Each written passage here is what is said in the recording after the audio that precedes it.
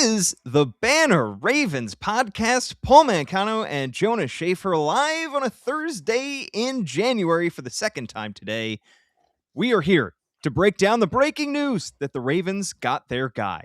Jesse Minter will be the next head coach of the Baltimore Ravens. We are going to discuss this from every angle. We're going to be joined by Kris Rhim of ESPN, who you can already see on your screen if you're watching live on YouTube, X, or Facebook. Could be listening to us after the fact on any of your favorite podcast platforms, in which case, write us a 5-star review and I read it out here on the show. So much to discuss about the hiring of Jesse Minter on the other side of a quick break. For the fifth year in a row, Toyota is the best resale value brand according to Kelley Blue Book's KBB.com, including the 2025 Grand Highlander, best in resale value for midsize SUVs. Toyota, let's go places. All right, Paul Mancano, Jonas Shaffer, joined by Banner alum Kris Rhim to discuss the hiring of Jesse Minter, Chargers defensive coordinator, as the Ravens' next head coach. Kris, how many inches of snow are you guys getting out there on the West Coast this weekend? Fortunately, none. Thank you. No snow. It's been good. Actually, a little chilly today, like 67 or something. So, oh no, rough. Things are rough. Paul, we can curse on this pod, right? Yeah, things are going well, man. Miss you all. We miss you, and we love getting your insight whenever we can about the Chargers. And in this case, you know the Ravens' next head coach better than any of us, even though he was in the Ravens building for 4 years. Former Ravens defensive assistant Jesse Minter, from 2017 to 2020, he was part of the Ravens organization, goes to Michigan, joins Jim Harbaugh on the West Coast as the Chargers defensive coordinator. What does Jesse Minter bring to the table, Kris? What kind of guy are the Ravens getting as their next head coach? Yeah, I mean, I'll say for starters, he's not John or Jim Harbaugh for sure. Like he's more normal, I guess. Like he's more of a normal person than those guys are. I think in Jesse, you're getting a guy who knows what a good coach looks like. He knows what a good culture looks like, and he saw it with Jim and with John, and he's also worked with Mike Tomlin, way back when in college. His dad's a longtime coach. At least one person who will be leaving the Chargers staff that we know already will for sure be his dad, who worked with the Chargers. I think in Jesse, you're getting a guy who, like I said before, I think he knows what it looks like, and he's had success in what he'll have to do in Baltimore. When he came to the Chargers, I have these numbers right here. When he came to the Chargers, the season prior, they were 30th in passing yards allowed per game, 24th in points allowed, 27th in yards per play. In 2 seasons under Minter, they were 5th in passing yards per game, 7th in yards per play, 3rd in points allowed. So in terms of like a defensive turnaround, which is essential in Baltimore, it seems, Jesse is equipped to do that. Yeah, I mean, the turnaround has been complete in just about every way. This was a team that had a lot of talent on the defensive side of the ball, it felt like, for years, but just could not get the right mix there. They bring in Jim Harbaugh, and they bring in a guy in Jesse Minter who we were talking about to replace Mike Macdonald 2 years ago. When Mike Macdonald left to take the Seattle Seahawks job, people were connecting the dots and thinking, well, Jesse Minter might be the next defensive coordinator in Baltimore. He has 2 solid seasons over there, but it feels like the story this year for Minter has been making a lot out of not a whole lot, because the Chargers just have not had the resources to spend on defense, and yet he's able to get them playing at a pretty high level. Yeah, well, I mean, they had the resources. They didn't use them. Yeah, they didn't use them. I think they went into free agency with I think they were 3rd most, maybe, after cutting Joey Bosa and excuse me, sorry, I'm thinking of the first one. But they went into free agency with a lot of money to spend, but just didn't spend much on that side of the ball. Yeah, I would say that too. Last year, man, in that first year, they were starting 5th round rookies at outside cornerback with Tarheeb Still and Cam Hart. And he made a lot. Cam Hart, that area native Baltimore guy. And he made it work, and he made it work again this year. I say, honestly, the cast this year was better than the cast last year. And I think this cast was also significantly helped by the addition of your guys' guy, Odafe Oweh, right? There's so many connections here. Like, I don't know what – I never left the beat. I never left Baltimore. But, yeah, so I think again, like you said, right? I think the perfect example of what you're describing, though, too, is Week 18. The Chargers play the Broncos. They bench all their starters for the most part, and they're playing the Broncos, who have a chance to win the 1 seed with a win. The Broncos never got in the end zone except for a Trey Lance pick six. So I think that says everything about Jesse's defense in terms of like it's plug and play. Not that the Broncos are some juggernaut offense, by the way, but I think that's impressive for the AFC's number 1 seed for you to keep them out of the end zone with mainly backups playing the game. So yeah, it's a defense, like you said, Paul, that's effective with just about anybody you throw in there. He's been able to do it. And to add to that, one of the details that I noted in our story that's up right now on the website, thebaltimorebanner.com, that's like basically the core secondary for the Chargers this year. Obviously, you have the star in Derwin James, who's kind of a 1-for-1 comp with Kyle Hamilton.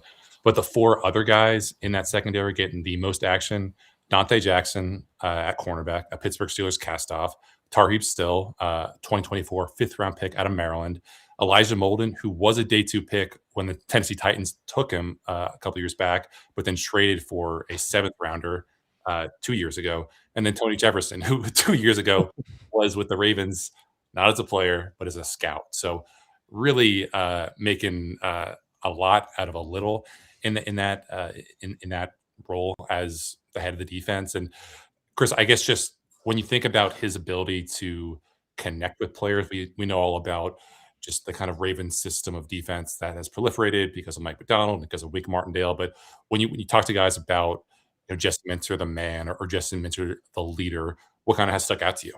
Yeah, and I think that's like the perfect question too. But I think what I feel like people don't understand about head coaching is like that's really like what matters. I think like the ability to motivate. Because when you think about Jim Harbaugh, right? Like, not to go off on your question, but he, in many ways, Jim is just like the highest paid cheerleader of all time, right? Like he doesn't call plays.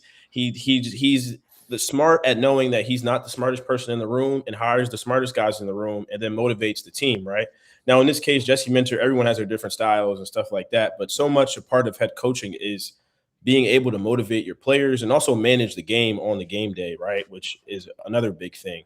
But I think with Jesse, beyond his scheme, there was a big difference when he got here in the ways that the guys would talk about him, from, Khalil Mack, even Joey Bosa, right? Joey was clear about it in his first press conference in terms of like, this is a guy who feels like a leader and feels like we're doing what we're supposed to do. I think Khalil told me once that what he appreciated about Jesse was his willingness to listen to people on the defense for input, whether it be position coaches or players, like from Khalil to younger guys who might not have the say that a Khalil Mack would have, right? And you take in input from others and you do your own spin to it. So I think that's what I hear from Jesse. And like, I think what you would want in a head coach is a guy who knows when to delegate or who knows when to stick to what he's supposed to do. And it at least sounds like he has that. What is he like in terms of winning the press conference? Because that's something that some ownerships like, some ownerships don't. But it's your first impression with a fan base. Is he going to be somebody you think that is going to be able to? John Harbaugh was terrific at it. He still is terrific at it. Anybody who watched his Giants introductory press conference got that sense. Do you feel like Jesse Minter has that kind of gravitas, I think, that could rally fans around him immediately? Yeah, Kris, is he going to give us a who's got it better than? Please tell me. How many mantras does he have that he can pull out? That's what I was going to say. He is not going to be that. He's not, like I said, he's not John or Jim, and he's not Mike Tomlin, people he's been around. But I would say that Jesse is. He's kind of cool, like up there. Like, he's very cool up there. And I don't mean to say that like he's just very like. I mean, the juxtaposition would be Greg Roman would walk in and then Jesse Minter would walk in. So obviously people for one. But Jesse how do I describe I don't know the better way to describe it, but he felt like a head coach when he was up there. And I've had this conversation with players a lot, right? Like Jonas could probably relate to this. When you talk to you might go to a quarterback press conference. Maybe not so much with Lamar, but someone like Matt Ryan, who I covered for a little, like he might talk for 22 minutes and you're like, man, like that was great. And then you go and listen and there's nothing. Nothing for you to use. Jesse is kind of like that. Like he'll Yeah. talk for like 20 minutes and he doesn't really tell you. He doesn't tell you anything that's going to get make a headline or anything like that. He'll go into detail about defense. He'll answer those kind of questions, but he's not going to give you anything. But he's going to make you feel maybe like you're the only person that, like, if you're the fan watching at home, you're going to feel like he's talking to me, right? But it's not going to be in a big rah rah type way. It's like a politician-esque the way he navigates it. So I would just say he's cool up there. He's not when I haven't seen him. If a team loses like 4 or 5 in a row, what he's like, I haven't seen that. Maybe Right. Baltimore will, maybe not. But that's what he was here. Kris, I think the natural inclination for fans who've just been, following the Chargers from afar and maybe even, kind of following this coaching search from afar, they see a white dude with a close crop haircut with a Ravens defensive background coming 2 years after the Ravens lost Mike Macdonald, thinking, is this Steve Bisciotti just trying to hire the Mike Macdonald that he lost? And obviously, with the ties that they have, to that Ravens system of defense, with how little the Chargers blitz this year, with all the creepers and simulated pressures and light boxes that they played with, the comparisons are inevitable. But I guess just in your own understanding of how this Chargers defense has evolved, or how Jesse Minter has found his voice in a way that might be similar or not at all similar to Mike Macdonald, like, how would you kind of say just those two guys might be alike and how they might differ from what you know of what Mike's doing there in Seattle? I think in terms of so I went on a bunch of like Baltimore radio since Jesse's been interviewing over there. And I feel like the biggest question that I got was like this whole thing of like, we need to get away from like the hardball tree, or like there was like some concern about that. And I don't know. I find it kind of strange. Like, I feel like a lot of teams would enjoy the last 18 years the Ravens had, or like this, not that they won a bunch of Super Bowls, but it was sustained success, a Super Bowl, a lot of great players. So I would say, in terms of the comparisons with Mike, I think for all the reasons that you just brought up, Jonas, in terms of the way that they're going to play defense, it's going to look a lot similar from that standpoint. But I will say, in my limited time interacting with Mike, they're very different people in terms of how because Mike's a little bit more, to me, at least in my brief, it was like a little bit more quirky. He wasn't like, he didn't hold the podium in the way that Jesse does, right? But I also think that going to Baltimore, I am eager to see if anything changes because of the personnel. Obviously, the offseason will change, right? But when Jesse got here, the edge room was Khalil, Joey, Thule, and then he had Poona Ford on the interior, also Tierra Tart on the interior. The next year, it's Khalil, Thule, Odafe, Tierra Tart on the interior. The Ravens' edge room is not. And then Odafe, obviously, back. I don't know if I mentioned him already. But will he change what he does? Because does he feel comfortable enough to run what he was running? Or he won't change drastically, but to approach his play calls the same as he was in Baltimore, I meant in LA, because of what that edge group looks like, or what that D-line looks like. And this year, too, we saw him make like major adjustments after like – he said they lost to the Colts pretty badly, but then they lost to the Jaguars. It was like a beatdown, one of the worst games of Justin Herbert's career. And coming out of the bye week after that, we saw him do like these completely different fronts. He had like middle linebacker Deion Henley rushing from the edge a bunch. So you will see him get creative midway through the year. So I hope that answers your question, Jonas, in terms of like, yeah, and I think obviously I'm close with Daniel Popper, who cut the Chargers for the Athletic. Work with him at Maryland. I think one of the tweets that I remember from him mid-season, maybe around the time that you're talking about, is like, it wasn't just the play calls and the structures that changed, but like he dialed up the amount of cover zero too. Like he realized we have to be a little bit more aggressive in how we kind of handle some of these offenses. Yep, exactly. So you'll see him. He's definitely a guy who's going to break from the mold if he feels like things are going awry. Definitely have. Oh, go ahead, Jonas. Just to follow up on what Kris said about the quirkiness. One of my favorite details from the Mike Macdonald feature I wrote a couple years ago before the Seahawks hired him was that was him telling me about how he listened to the Joe Rogan Experience podcast because he liked the kind of digressions on history. I don't think we're getting that from Jesse Minter. Maybe he has some funny podcasts up in the queue that he's just dying to crush on this cross country flight, but I don't think Joe Rogan's going to be on there.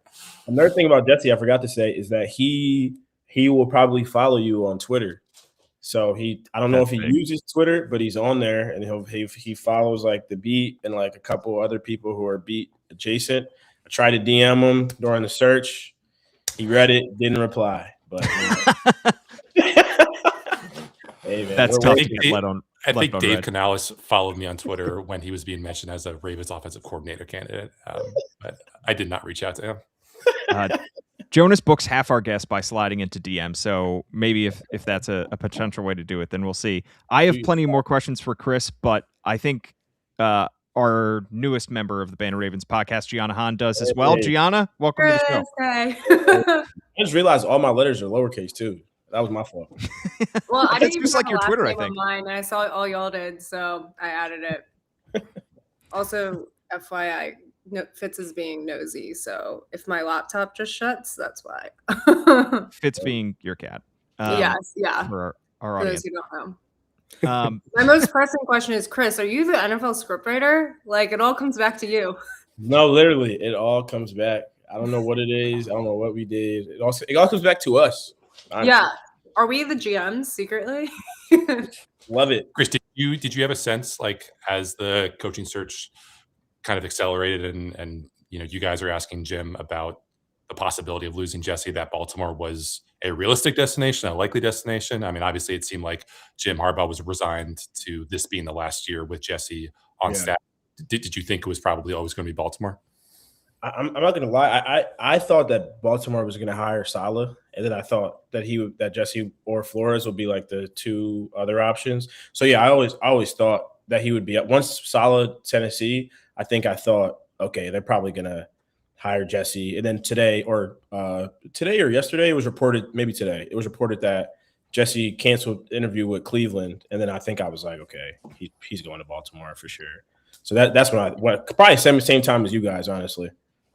Yeah, Jonas and I did a podcast earlier today, which now everybody can throw out immediately because it doesn't matter anymore. But we talked about how, the Ravens were playing this patiently. They were slow playing this, and they were waiting until they could get second interviews with all the guys that they wanted. They really only had 3 second interviews that we know of. That's Anthony Weaver, Jesse Minter, and Joe Brady. And there was a report earlier as well after the Ravens hired Jesse Minter that the Raiders' interest in Jesse Minter may have accelerated the Ravens' process here, that they may have felt a little bit more pressure to go and hire Jesse Minter. But I don't know about you guys. I look at the two jobs there. I know the Raiders have the number 1 overall pick, but the infrastructure in place between the Ravens and the Raiders could not be more different. For sure. Yeah, I was thinking about that too, but I was also thinking about the balance of waiting for the much better job if you don't know that you're a shoo-in versus taking the certain option. Because I mean, from the outside, I felt like Minter was leading the way, but Weaver obviously has those connections as well. And Joe Brady has been a hot name for a long time. So I don't know. I don't know which one I would go with. Kris is somebody who, it works for or covers a team, I should say, in the same division as the Raiders. Well, how would you feel about taking that Raiders job?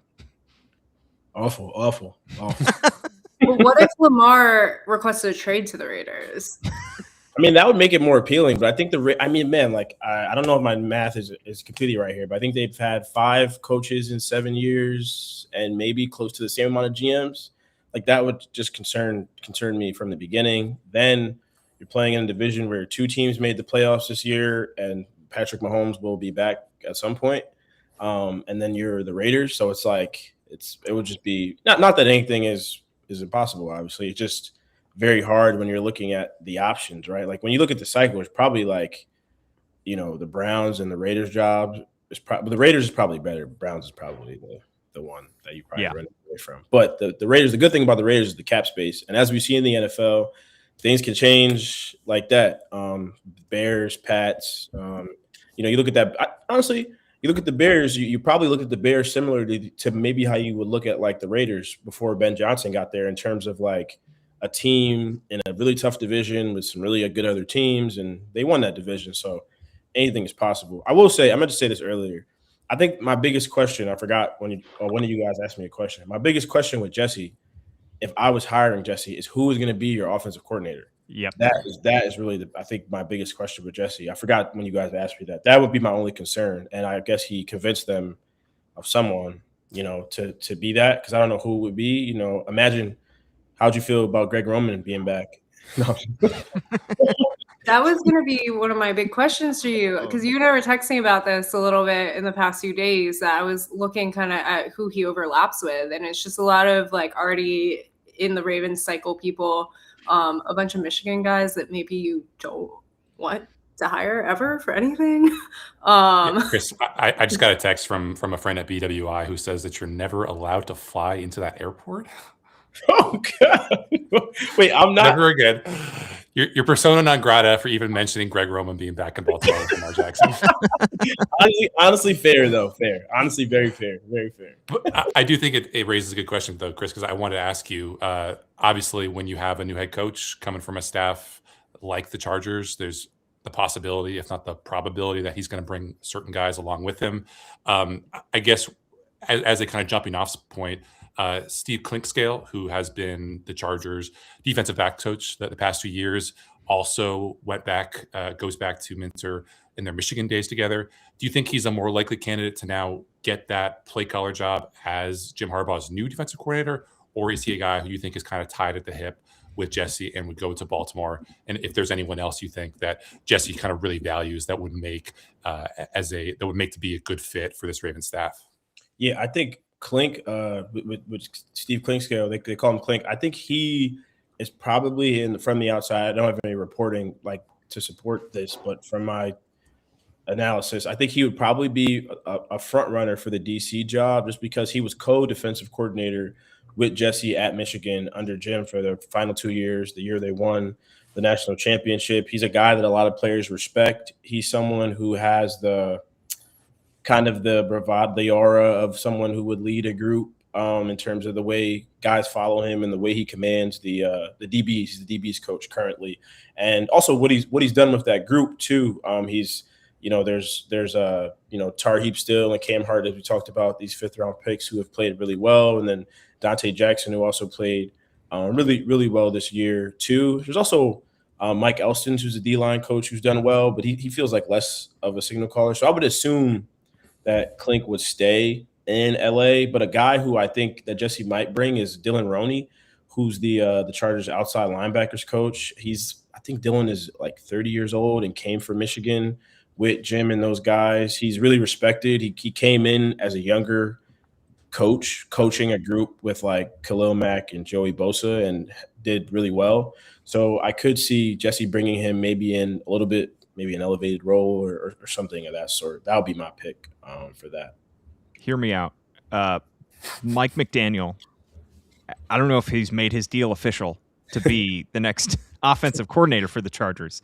What if the Ravens pull out the rug out from under Jim Harbaugh and get both the offensive and defensive coordinators from Jim Harbaugh? That's script writing. That would be it. Oh, shouting war on the Harbaughs. I forgot to say another thing. I forgot to mention about Jesse that he did in LA on defense to look out for in Baltimore is he rotates players often, particularly at cornerback, which was frustrating for the defensive backs. And also, but he believed kept players fresh, right? Like this year, Dante Jackson, for example, he ranked pretty high in a bevy of different categories. I wrote about it, at the latter part of the season, but he was playing like 67% of the snaps. I think Tarheeb might have played the most at a little over 85%, but he would rotate Dante, Tarheeb, Cam, and Benjamin St-Juste regularly. Like Dante didn't even start the game against the Eagles. And Jesse felt like his cornerbacks had the legs to play at the end of that game. So that could be something to watch for in Baltimore in terms of like how he rotates. And of note, Mike McDonald does similar in Seattle in terms of how they rotate the corners. How would that work for the Ravens if you guys are Gianna and Jonas? I mean, are we talking about taking Nate Wiggins off the field? I know that's a good point, because if you have been good enough to start in Baltimore, then you are good enough to play 100% of the snaps, unless you get hurt or it's a blowout. Like Marlon Humphrey, Nate Wiggins, if they're starting, chances are that they're going to be right up at the top of that list of the participation chart. Because the rotation would be more through the nickel, right? But with Kyle Hamilton playing that makes that complicated. But I will say, with Marlon Humphrey, maybe he could benefit from it, just from, having lost a little step this year, assuming he's back. But, he said he thinks his odds are good. Whatever the percentage is that they told him, he likes them. So it could be as low as 50, in my opinion. But they started giving TJ Tampa some more snaps. So, maybe you could add that in. We all know Eric DaCosta has gone full send with bulking up the defensive backs room. So certainly a lot of options there. But I do have a question, Kris, because this has been a hot topic. It was asked at the Bisciotti press conference, and obviously between John and the Giants was like the power structure between coaches. And Bisciotti said he still sees this power structure being the coaches report to him, because he wants the coach to be able to go head to head with the GM in any sort of debates. And so I'm curious, how you see that playing out with DaCosta. Does Minter seem like someone that he could really go head to head with a long established GM and really have takes on the drafting? What does Bisciotti mean by that? He's like the referee between the coach and the GM? Kind of. It's more, he wants the coach and the GM to be able to figure it out head to head, and he wants the coach to have equal power, right? He doesn't want them to go into debates with the coach having less power, and which will always lose the debate. But for a first-time coach like Minter, do you think he's going to come in and hold his own? Yeah, I do think that's a great question, because not only was he the thing about hiring Jesse, that's a good question, is is he going to walk into there and feel like he was the last time he was in Baltimore, he wasn't it's not like he was an intern, but he was he was a lower level guy. He was, at the Castle as an assistant, right? So he probably saw Eric and those guys in a different light. Maybe he even, the good question, did he call Eric? Did he call him Mr. DaCosta? What did he, you know what I mean? What did he call him?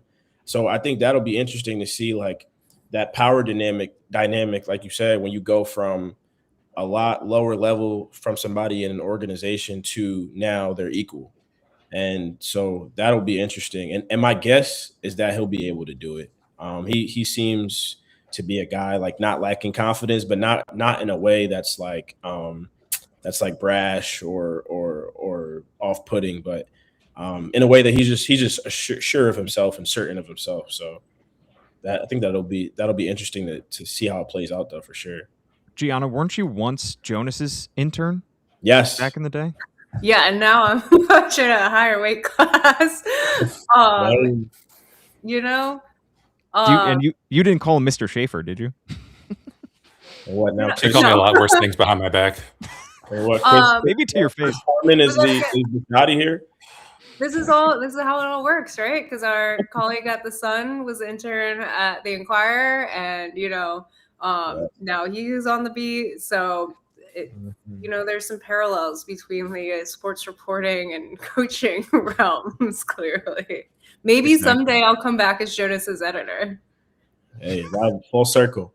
Just kidding. I could not edit Jonas's stories. I don't know if you saw Jonas's breaking news piece on Jesse Minter was 1,400 words. I had just clicked into it when the news broke because I was writing a pre-write in case it was someone else. And then I was like, oh my God, let me get out. I'm holding up the process because I have the lock on the story right now. Look at that, Jonas. Always on it. Always on it. I gotta go check that out. Kris, Jonas, do you have one more question for Kris? We've already talked far too long. No, that's good. I don't nothing to do. I guess just when you think about, you spent during our blissful few months together, you got a sense for how John Harbaugh wanted to practice, wanted to run training camp. From what you've seen from how Jesse works with guys at practice during training camp, and maybe some of the influences of Jim Harbaugh on him, do you expect I guess, what do you expect in terms of like how the Ravens kind of go about their business in practice, like their approach to strength training? Is there anything that you think is like a certified non-negotiable that Jesse will bring with him from LA and Jim Harbaugh to Baltimore that maybe could be a slight change of pace from what the Ravens are normally used to? Jonas wants to know if we can expect morning practices. That's what I was literally gonna say. I was like, I mean, I'll say this: Jim does practice 2 hours later each day to give the players a full 24. So it would be like practice will start at 10, then 12, and during training camp, then 2, then 4 p.m., and then you might get like a 6 p.m., and then it'll start all over. So that could be a change, but it all depends on, the stars over there and when they need to practice. Name names, Kris. Name names. Wait, question. So if it's 6 p.m. and then it starts back over at 10, do they have one day where there's like? Yeah, you would get the one day, like they wouldn't practice the next day, and then it will start over back at the top. I was gonna say then there's a shorter recovery. Yeah. So that's one thing I'll say. Another thing that could change, that Jim did is when they would fly.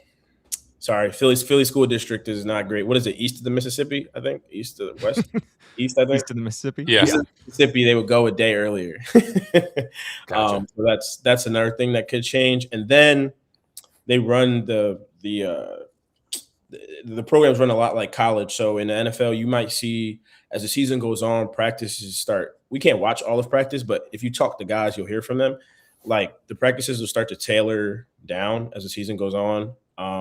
Jim Harbaugh's practices do not. Ben Cleveland was a guy who noticed that when he got here, and like, how's Ben doing? He's great, man. He didn't remember me, but he's great. What's Harbaugh saying? Ben Cleveland in general. He said, yeah, this was like the hardest practice I've had in like a long time. Wow. When he got there. So, that was like week 18 or right before the playoffs. So that's another thing. Oh, and then lastly, you might see another thing like a college program is like these gifts. Like Jim gives them gifts after like every game. It could be a lunch pail. It could be a T-shirt with the game score if they win, with the game score on it. Whoever makes the 53 gets a workman shirt with their name on it. Those are the 4 things that I imagine could be different with Jesse when he gets there. But it doesn't sound like. Why do you need a lunch pail if they feed them food? Because the lunch pail, like you're like it's a metaphor. Yeah, the blue collar guy. You mean like an award or like a gift? Like a gift. So like everyone got it? Yeah, everyone gets it with their name on it. And there's also this thing called the block of granite. It's like it's a list of 15 people throughout the season that's calculated by a formula that Jim says is objective. He once took us in the weight room and explained this to the beat, what this whole formula was. And he said it was an objective formula, but 40% of the formula is based off of who gets a game ball after the game. So obviously it's not objective because 40% of the formula is who he chooses to get a game ball. And Justin Herbert always gets a game ball, obviously. So it's based off of like how much you play, how much you practice, and you rank the guys. And the top 5, you get like an award, or the top 3, top 5, you get an award. And the award is like a trophy base and then just a big rock on the thing. And if you're first, you get like the big rock, smaller rock for second through 5th. So most of the guys thinks it's rigged for Justin. Like if you ask Deion Henley, he'll tell you like Justin can never lose. And then Derwin's always going to get second. So. Well, how much is the game ball weighted versus how much you practice? I'm asking for, just general reason. Well, no, 40%. 40% is the game ball. So it's obviously, and then it's like, oh. So if you don't practice on Wednesdays, can you still get it? Yeah, the rest is like 10%, 15%, 10. You know what I mean? Like there's nothing that matches even close to the game ball. So it's like, this is obviously rigged. But yeah. Kris, I think I have a 7, maybe 8-part question about Odafe Oweh. Yeah. What unlocked? I think a lot of fans in Baltimore were watching Odafe Oweh grow over the second half of the season, go from 0 sacks to what did he finish with? 8 or 9 sacks, I believe. 7.5, and then he broke in the playoff game. He had 3 and 2 forced fumbles and broke the record or whatever. That's right. Yeah, he's like one of 3 players in NFL history to have multiple sacks and multiple forced fumbles, right, in a single game. Yeah. That's crazy. I mean, obviously, a lot of sack production is luck. And, I think there were times in the first half of the season with the Ravens where Odafe Oweh got unlucky, and maybe there were times in the second half of the season where he got lucky. But how much of his turnaround do you think was Jesse Minter? How much was just Odafe? How much was luck? Like, why did things suddenly click for this guy on the other coast? I mean, I think it's like kind of twofold, like some of what you said, but at the same time, it's like some people just need like a kick in the butt, right? Like when you get, not saying that he wasn't trying or anything like that, but when you're a first round pick and you get traded at 27 in the last year of your deal, like that's an indictment on you as a player. And Odafe said that as much when he got to the Chargers. I know what this means. I know what this next stretch of the season means for me, and what the trade meant, like what the trade said about how I've been playing and like how much I need to get better, right? And so I think it was some of that. Like Odafe was motivated, probably more motivated than he had been maybe ever. Like with the amount of money that's on the line, the state of where he's at, and then two, it's different when you're rushing with Khalil Mack and Tuli Tuipulotu versus what he was rushing with in Baltimore. That's just the truth. Like the defensive slide their protections toward Khalil. They send the chips toward Khalil.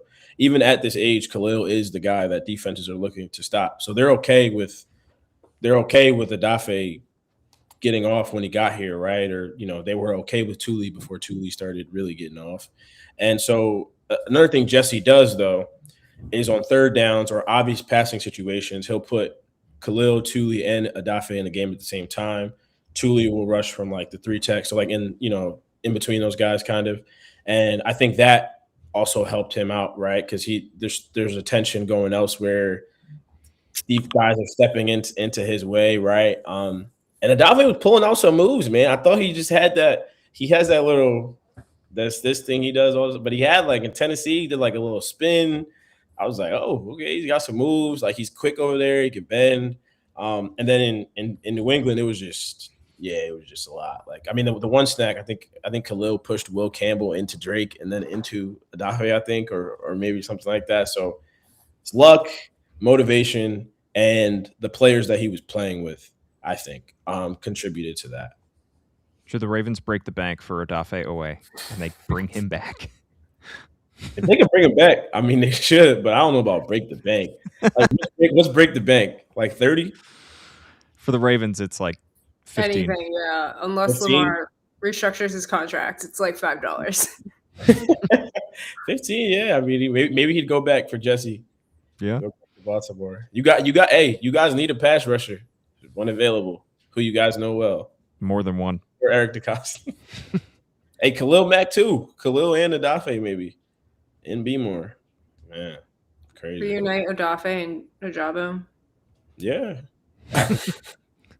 Does Odafe speak in post-game locker room in LA? Yes. Always. Me and Odafe actually hit it off because his little brother, is a big time basketball player, and he played for a big time team in Philly. So, and then I think Odafe is from Jersey. Yeah. Maybe.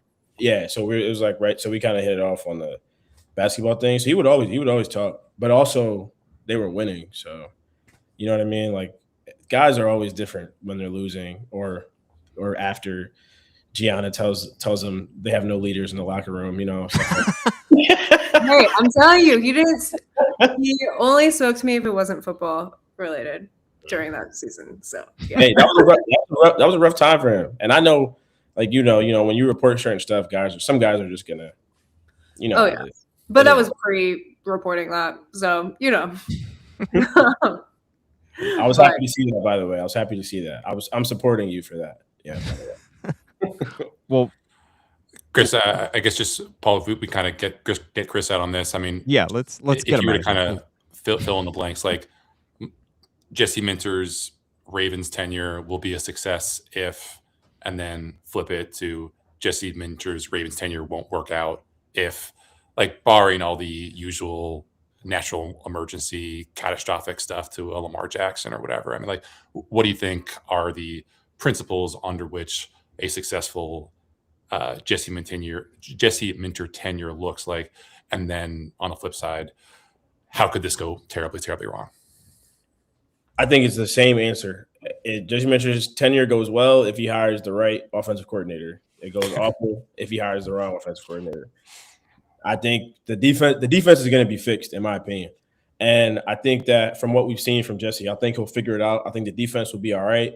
And I think that sometimes, like a guy like Robert Saleh, right? I never thought Robert Saleh was a bad coach in New York, but I did question his ability to hire the right offensive coordinator. And granted, the quarterback was an issue there, but like when you hire a guy for his scheme, I think sometimes what gets lost is their ability to hire people around them. And you have one of the best players in the league.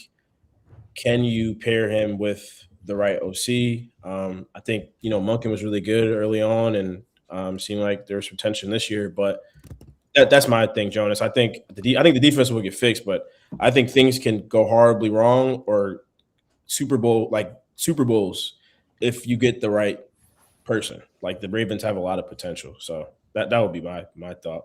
I would like to hear before I get out of here, what do you think, Jonas? Yeah, I mean, I think I don't want to say Lamar is coordinator proof because I don't think any quarterback is coordinator proof. Like we've seen Patrick Mahomes not have great years these past couple of years with that Matt Nagy offense, and obviously there've been mitigating factors there. But yeah, I mean, like I think a lot of people are going to jump to, is Cliff Kingsbury the guy? And he might be the guy for a year, but if you don't win the Super Bowl that year, and then you fall off the cliff and things go really bad in year 2 and even worse in year 3, then you are just stuck with, a Lamar Jackson who at that point will be 32 and not what he was as an athlete today or tomorrow. So yeah, it's going to be interesting to see what exactly he does. And I do think it's important to kind of circle back to what you were saying about just how important it is to have a dominant pass rusher, because like you said, teams would chip Khalil Mack, they would chip Thule.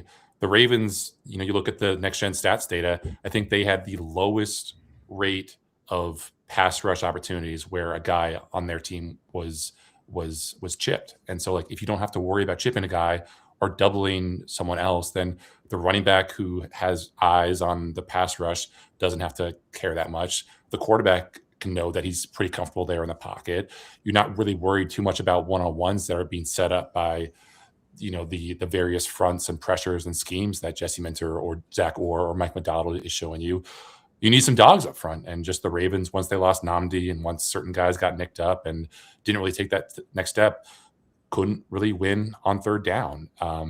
And I think Jesse Minter will help, but like we talked about earlier with Paul, like this is not a dramatically different defense that Jesse's going to be bringing to Baltimore. I think how it's going to be taught is probably going to be different, but unless you just get a huge upgrade at certain key positions along that pass rush, then you're probably going to get stuck with some of the same shootouts that you had this year. And that's going to reflect poorly on Jesse Minter, and that's going to make Lamar Jackson very, very angry. Yep. Mic drop. Mic drop indeed. Kris Rhim of ESPN, thank you so much for joining us. We can't wait to see you. We don't yet know when, but sometime this season when the Chargers come to Baltimore. We'll catch up then, and we'll catch up when the Ravens sign Odafe Oweh in March. Yes. It's been fun, y'all. Appreciate y'all always. Kris, do you want to plug your Instagram for all the thirst traps you post when you're at the gym?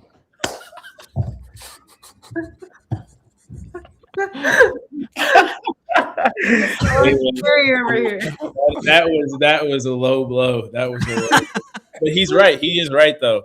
You can follow me there for information or some thirst traps every once in a while, but not a lot. Tasteful amount. Tasteful. Appreciate that, man. Thanks again, Kris. Thanks, Kris. Appreciate it, man. See you soon. All right, guys, just the three of us now. Jonas just kind of gave a mic drop take on all of this. I want to hear Gianna's take. You mean on Kris Rhim? On Kris Rhim too. That was just decided to put him in a body bag. Gianna, your overall take after hearing from Kris, after ruminating on it for now a couple hours. What is your thought of the Ravens hiring of Jesse Minter? Yeah, I mean, I didn't get to hear the first half because I was writing of your interview, so I don't know everything that Kris said. My initial immediate reaction was this feels like I don't want to insult Minter, but like off-brand Mike McDonald. Like they couldn't get Mike McDonald, so they got basically his identical twin. Right. Their pedigree is almost exactly the same, except when Mike McDonald went John Harbaugh, like Minter went Jim Harbaugh. And as we know, the Chargers are like mini Ravens out there. There are some distinct differences between a Jim and a John, but I mean, they really came up through very similar ways. They have similar defenses, as we just heard Kris saying. So it was kind of like they're hoping to replicate what Mike McDonald has done. My immediate question was, who will the offensive coordinator be? Right. Even though I think in our roundtable I said I would go with defensive coach. It just feels like it fits Baltimore more. I also understand the concerns that the people like probably was it Jonas or whoever said offense, like you want to bring in a good offensive coordinator, but then you're going to have that instability of them getting hired away if they do well. But I think I'm not super concerned about the instability just because if the goal is to get like a Super Bowl and you get it really fast, then I don't really care. Like I don't even care if the head coach disappears or goes downhill as long as they get a Super Bowl very quickly. But just with how long they've taken, like I appreciate that they're patient, but it's very deep into this process. Some of these options are getting snatched up because I think if you're a defensive coordinator who's now the coach, you can hire a young up and coming defensive coordinator, right? Like, and you can mentor them. Let's say Zach Orr had been hired now with Jesse Minter as head coach. Like that might have worked out. And it honestly might have been better for Zach because he would have some mentoring above him. But you got to take a swing on offensive coordinator. And so who's out there? They mentioned Cliff Kingsbury. He is a guy that, has liked being an offensive coordinator. He said you could potentially convince him to stay as an offensive coordinator. He's out there still. But like, let's say Joe Brady. We all know I would personally love Joe Brady because Penn State connections. But like, maybe you could convince him. Maybe he's always wanted to work with his fellow Florida man, Lamar Jackson. Maybe he wants to move somewhere warmer. I don't know. Maybe the Ravens offer him more money, but he's also getting head coaching interviews. So, and he's been getting head coaching interviews for a while. So I feel like he would maybe wait it out and then you're really waiting. And how do you build out your staff if you don't know your offensive coordinator? So that's where I'm like a little bit nervous. I want to say concerned, but nervous is like, what is this offensive side going to look like?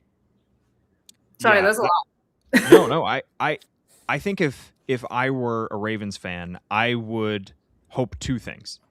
One, I would hope that the Ravens didn't settle with this selection because the longer the process was going, I thought there was a chance that they would end up with an outside the box hire because they kept adding candidates, even as they were scheduling second interviews with candidates. And I said it a few hours ago on a now totally pointless podcast that you could look at that and a pessimist might say, boy, are the Ravens just not happy with the guys that they've interviewed? Or do they just, nobody is blowing them away, so they feel like they have to keep expanding their pool? To me in the office the other day. Yeah, I mean that's the concern. That would be a legitimate concern of mine. Once you get to 16 and you're interviewing Darren Rizzi, and 2 weeks into this process, you could be looking at that and saying nobody's blowing them away. And so I would be hoping that the Ravens didn't just settle here, that they didn't just feel the heat of the Raiders trying to hire Jesse Minter away and say, okay, well, our backs are against the wall and this is the only guy we feel okay about. Let's go ahead and do this.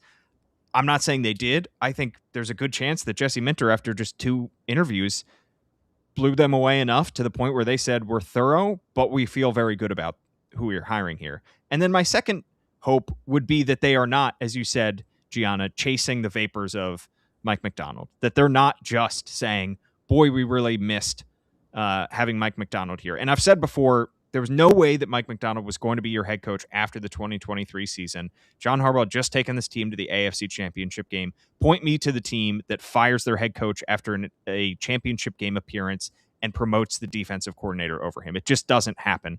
It's very rare that, any coach that makes the playoffs is fired.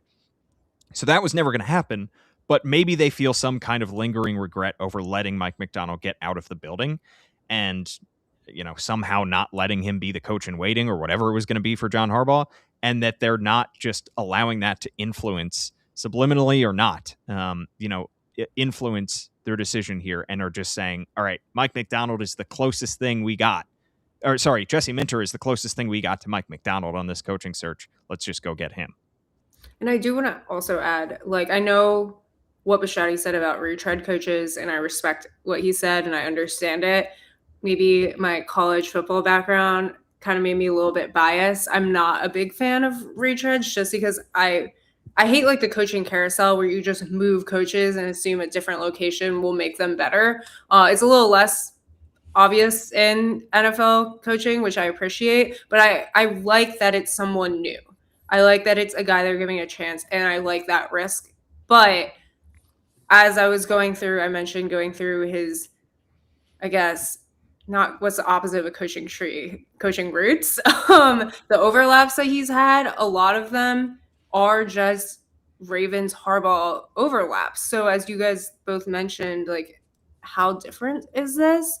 Because, when he was here, it wasn't that long ago, and I was looking at the Ravens coaching staffs, and it was pretty much the same people. So you can't rely on those connections for a Greg Roman or whoever else offensive coordinators were, or, just the position coaches are all the same for the most part. Anthony Weaver, I don't know if he would want to come as a defensive coordinator when he's also getting head coaching looks. And then you look at Michigan, and, it's Clinkscale, as Jonas asked about, who seems to be the defensive coordinator in waiting for Jim Harbaugh. Do you bring him with? Does Jim convince him to stay? In Michigan, you have Sharon Moore as a coordinator who you're not hiring. You have this very small tree. I really went deep. He was at Vanderbilt, and the offensive coordinator at Vanderbilt now works for the Commanders. So do you take a chance on that guy? But then I was thinking again, you don't want to elevate someone necessarily, because you need an offensive coordinator that can just hit it out of the park. I was maybe T. Martin, because he has a connection with Lamar, but that is also an issue of he's never done it at the NFL level. He has done it at the college level. So that is one concern I have, is that his coaching roots, I'm just going to call them, are pretty much the same as Harbaugh's, and kind of shallow. Yeah. Jonas, do you have any final thoughts? We've been live for now 53 minutes. And I feel like we're just getting going. No, I mean, please don't. I got volleyball to go. Yeah, what I wrote in our instant analysis that's up right now was just as soon as the hire was announced, my mind went to Lamar. It went to number 8, because this is one of the best openings in recent memory for an NFL head coaching opportunity. And the Ravens got a guy who we think is going to be a really good coach. But, you could say, I think, pretty comfortably that this job in its current state was superior to what the Patriots had to offer last year, superior to what the Bears had to offer last year. I think it's not too out of whack to say that Mike Vrabel and Ben Johnson are on the whole better candidates than Jesse Minter is, just because of their track record, because of what they have done in their respective previous spots. And obviously Vrabel is closer to, a John Harbaugh on the coaching spectrum in terms of what he does for a team than he is to Ben Johnson. But you only have so many more years of Lamar Jackson in his prime, and he might be a guy who ages extremely gracefully into his early to mid to late 30s. Maybe he is a guy who plays in Baltimore for close to 2 decades because of just what he's able to figure out continually on the mental side of things, in terms of just, retaining that great elasticity that he has in his arm.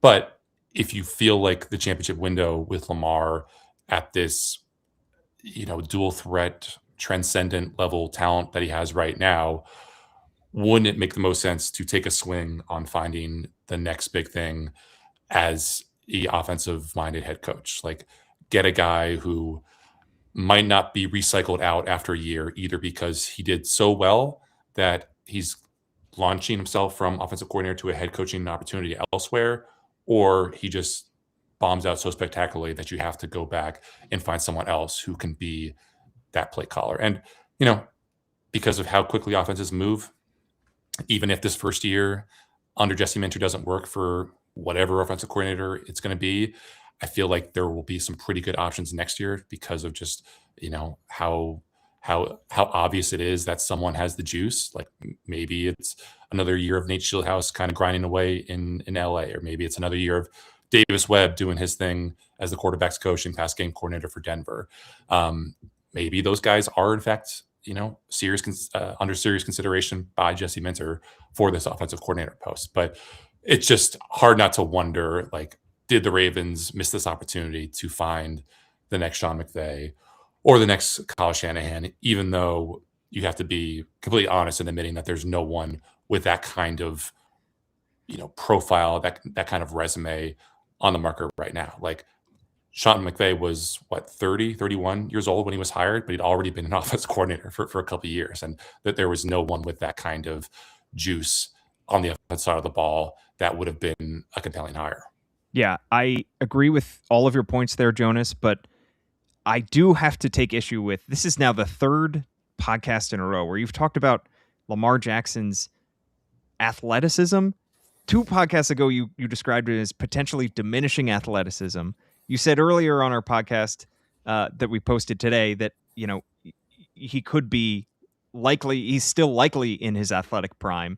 And you just talked about, Lamar Jackson at 32 might not be, the same athlete. I mean, maybe a few years down the road, but aren't we not overreacting to a season that was marred by injury? I mean, yes, he put up his worst career rushing numbers, but he was dealing with every leg injury under the sun. He just turned 29 years old. Like, he should be in his athletic prime for a while now. I mean, and yes, he is an excellent pocket passer when his legs eventually aren't as fast, but I am still envisioning Lamar Jackson being still one of the better running quarterbacks in the NFL 3-4 years down the line.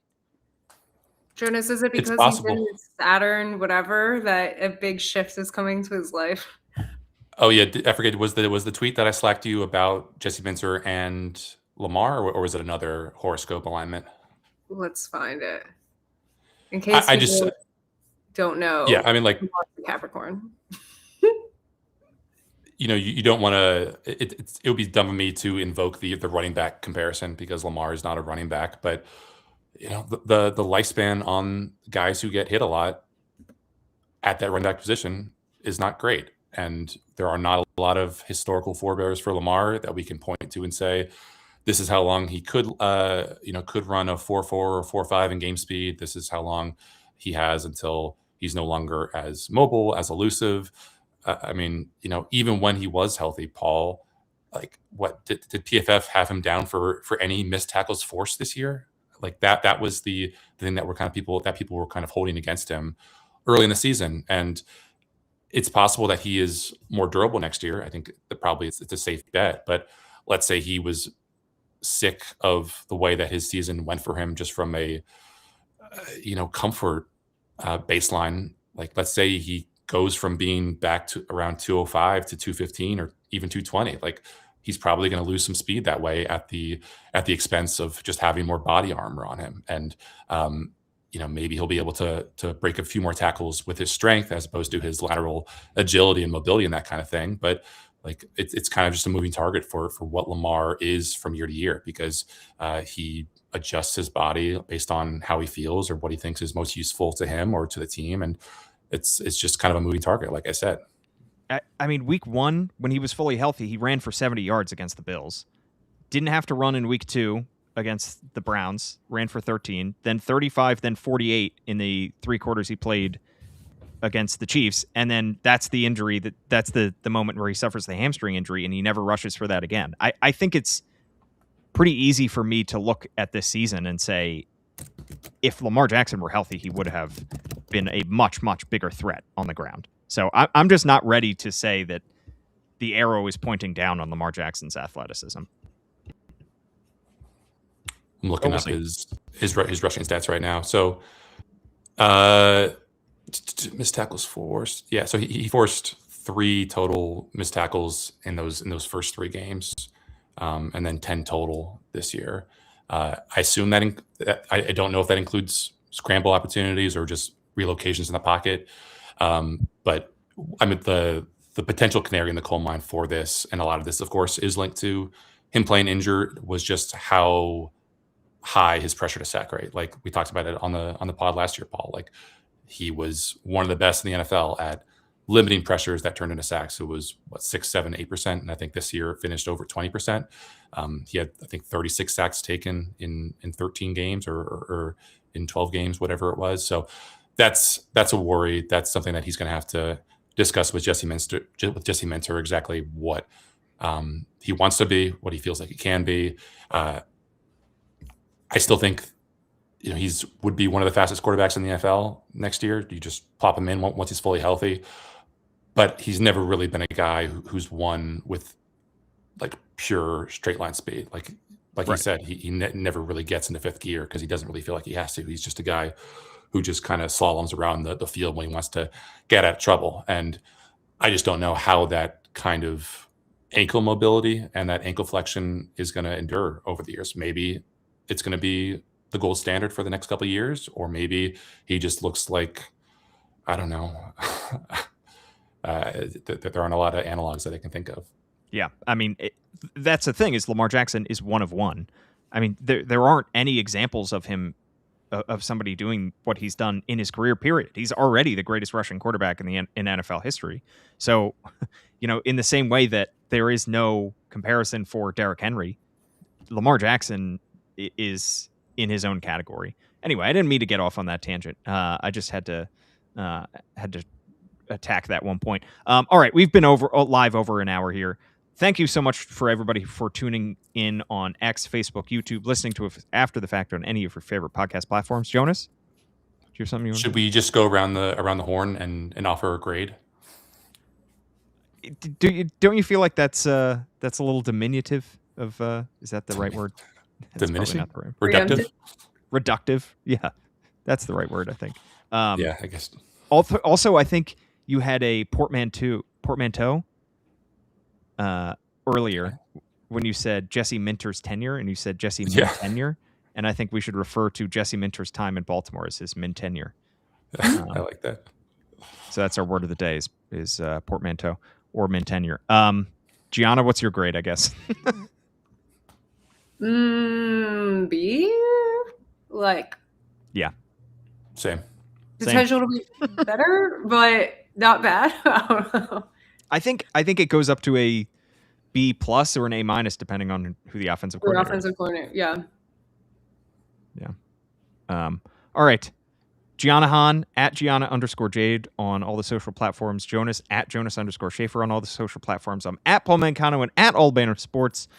So much more coverage for you on thebanner.com where you can subscribe $1 for 6 months. Thanks so much for tuning in. We'll have another episode for you soon. I'm sure we will find out soon when Jesse Minter will be introduced in Baltimore, and we'll have coverage of that as well. For Gianna Hahn and Jonas Shaffer, I'm Paul Mancano.